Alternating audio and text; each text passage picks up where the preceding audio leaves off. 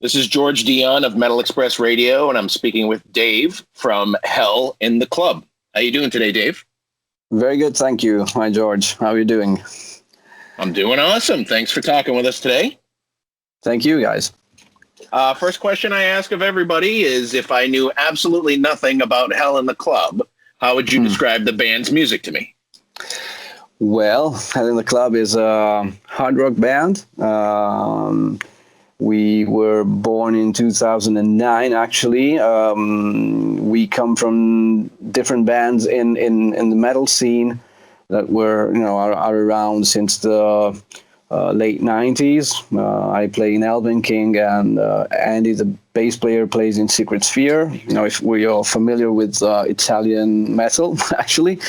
And we just, met in 2009, and we shared the passion for this kind of music. We, were both raised with hard rock and glam rock and all these bands from the 80s. And that was our passion since we were kids. And, sharing this passion, we just decided to, work together on this band. And this is how Hell in the Club was formed. So Hell of Fame is your fifth album. How do you think the band has grown musically over those 5 albums? I think we've grown a lot. If I think back at the first album that was released in 2011, I see, a band that wanted just to have fun, and that was okay. I mean, we were just, that was, the meaning of this band at the beginning. We just wanted to play music that was fun for us, and this kind of music usually is fun. And but I think that with the years we kind of grown a little bit also as songwriters, and we try to push a little bit the envelope album after album. And I think that with the See You on the Dark Side, which is our previous album, we kind of reached a point where creativity and our skills as songwriters really reached a good point. And I think that with that album we had the chance to to make different things, to work with different sounds. We made a long song, for example, which was very theatrical. We used like opera choirs, piano parts, and orchestras, and that was good. And then, for example, we made a song where we had a real 30-piece swing orchestra on it. So it was really incredible for us, starting as a kind of rough rock band, reaching a point where we were doing all these things, with Hell of Fame, I think that the skill in writing songs and arranging them has remained the same. But this time, especially the other guys from the band wanted to relive a little bit what was Hell in the Club back in the in the very beginning. So more straight material, fun songs. Right. And more in the spirit of how the band was conceived in the very beginning. So at first I was a little bit skeptical, because I was really into this kind of like elevating in some way a simple rock band to something more sophisticated in a way. But then, when I listen to the songs and I listen to the final results, I really enjoy this album, and I came back in contact with the original spirit, and so it's like it's not a step forward, it's not even a step backwards, but it's a good album, I think. All right, are you the main lyric writer? Basically, it's half me and Andy. Half me and him, yeah. So for the first single you released, I believe it was "We'll Never Leave the Castle." Yeah. What is that song about? Yeah, I wrote the lyrics for that. That song is my personal representation of a book I read. It's a book by Shirley Jackson. And I just wanted to have my own vision of that book, which is a little bit creepy as a book. And yeah, I love that kind of stuff. You got me. And I wanted to give it my own representation of it's a little bit of misanthropy there. Yeah, yeah. But yeah, and it's like a mix between the real book from Shirley Jackson, and a little bit the atmospheres of Agatha Christie's books, a little bit of this kind of a crime feeling, but where these two guys are just sick of the world and are kind of moving to the moon, where it's completely isolated from people, and but before doing it, they poison all their neighbors and all the people that surrounds them where they actually live. So it's it's a funny, creepy story. Nothing wrong with that. Nothing wrong with that. Yeah. So the second single that you released is Nostalgia, and you're pretty much dropping a lot of 80s movie references in there. Is that pretty much where you were going with the song? Yeah, absolutely. We're, as I said, we've grown in the 80s, and of course, apart from the bands from those years, hard rock and glam metal and so on, we were so into movies also when we were kids, and those are the movies that made us be so passionate about these things, and we wanted to make a song simply about it, the love for those years and those movies. A lot of the bands that I've interviewed this year from Europe are kind of 80s sound focused. Is that kind of a big thing going through Europe? Is that a nostalgic thing going through Europe, do you think? Or is it more of something that always stayed in the culture? Well, I think that when you reach the 30s and 40s, nostalgia is a thing that comes up. It's I think it's a kind of a human thing, and I think that nowadays all of the guys who are playing in bands and are pretty much from 30 to their their 30s and 40s, and this kind of feeling is mature at this moment. And I think that also with all of these great things that that they're releasing, like Stranger Things and all of these movies and series that really are based on the 80s and on early 90s. It's I think this is what's happening, but probably this thing will end soon. But it's cool to, I don't know, have just a swim in the old seas. Right. Are there any other songs on the new album that particularly stand out to you?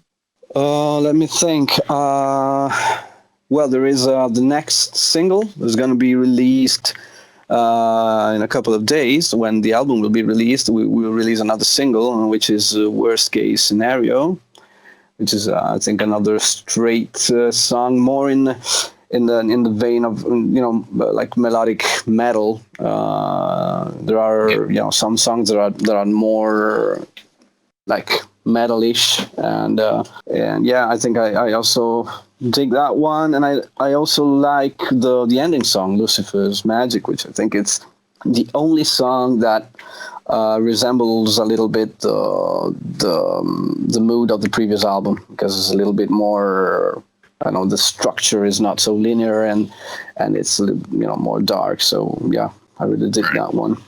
You release your albums through Frontiers Records. Did they find you, or did you find them? Well, Frontiers Records in Italy is the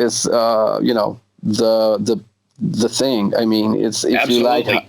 if you like hard rock music, it's Frontiers is probably the only thing in Italy, but also worldwide. I mean, they've grown so much, and now they're kind of I think that also in the USA, a lot of people knows about Frontiers with all the great releases they're having. Yep. And when we started the band, of course, Frontiers was one of the first options, like in our dreams. It would be cool if we'd sign with Frontiers. That was the talks we had back in the days. But fortunately, after 3 albums, we had the chance to talk to them, and they were interested in our music. So we just recorded. I think it was a couple of demo songs for them, and they enjoyed them. I think one of those songs was "We Are on Fire," that was released in the previous album. Yep. And yeah, they gave us the chance to work with them. For us, it's a super honor because we were a very small band in the end, and we having the chance to work with a record company like them, it's pretty good because with our other bands, like for example me in Elvenking, I work with AFM Records since the early 2000, and I'm used to work with a very professional record company, but with Al in the Club, there was no real how can I say that? We didn't have the idea of working for a big record company when we started. We just wanted to have fun, because as I said, we just met and we wanted to share this passion, but then things, grew and it was good. Yeah, very good. Does Hell in the Club tour, or do your other band commitments kind of make that difficult? In the past, we had the chance to combine things pretty easily. When we were not touring with Elvenking or Secret Sphere, we had the chance to tour with Hell in the Club. We didn't do any big or long tours, but we had the chance to do our shows here and there. Right. Of course, at the moment, everything is fucked. So pretty much. Where did the band name Hell in the Club come from?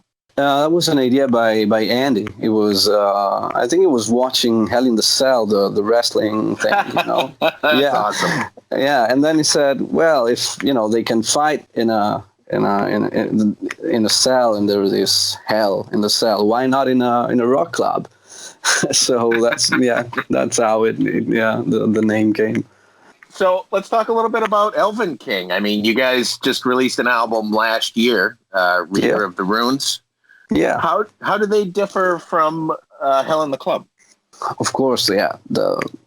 The difference is pretty obvious, and I think that when I write songs for Elvenking, there's I'm kind of switching on a musical side of me, while with Hell in the Club I'm switching another. With Hell in the Club, it's more getting back in touch with my when I was a kid, to this kind of music, and to the reason why I started to listen to music, and then to wanting to have a band and to do this, to play. And with Elvenking, it's more of an evolution of that part of me, where all different influences and all the evolution of metal and hard rock came in, all the power metal bands, death metal bands, and so on.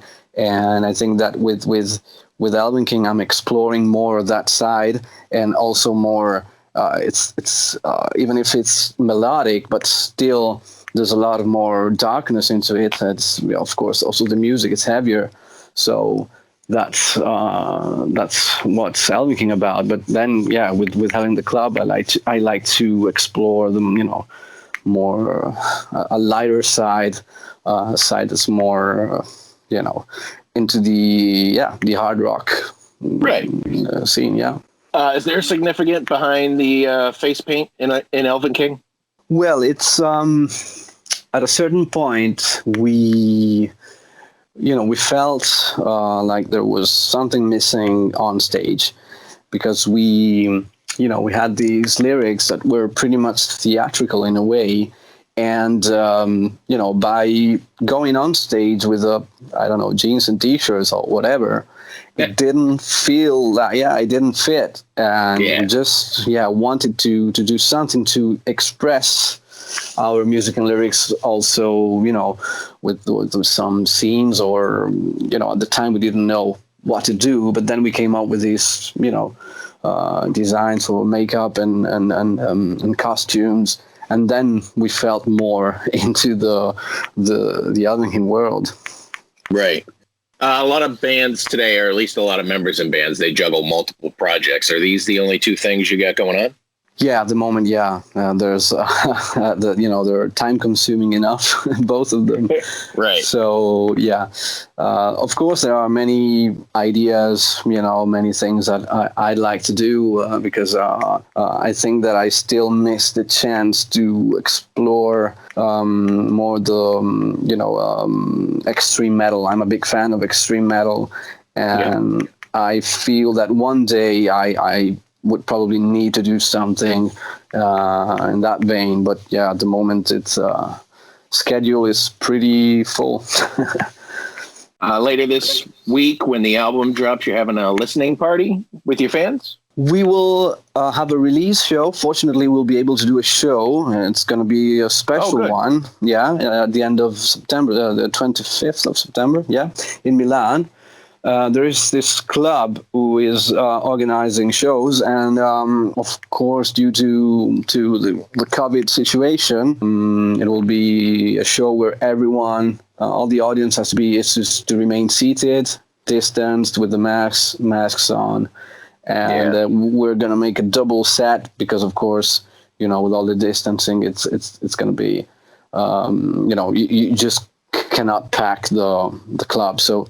Yeah, we're gonna do two different sets. Yep. And yeah, it's gonna be at least this one chance to make a show since we are releasing a new album.